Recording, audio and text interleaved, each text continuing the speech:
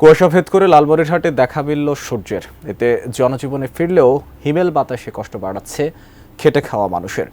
লালমনিরহাট শহরের নয়ারহাট বাজার এলাকা থেকে বিস্তারিত জানিয়েছেন প্রতিনিধি আনোয়ার স্বপন। চাদর ভেদ করে লালমনিরহাটে সূর্যের দেখা মিলেছে। এতে করে জনজীবনে স্বস্তি নেমে এসেছে। গত কয়েকদিনে লালমনিরহাটে ঘন কুয়াশার কারণে সূর্যের দেখা মেলেনি।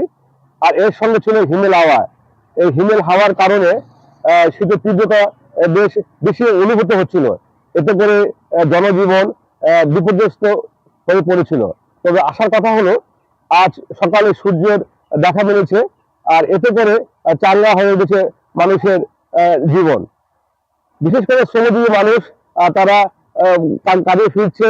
কৃষক জমিতে কাজ করছে। গত দুদিনে তাদের ক্ষতি পুষিয়ে নেওয়ার জন্য তারা বাড়তি মনোযোগ দিচ্ছে।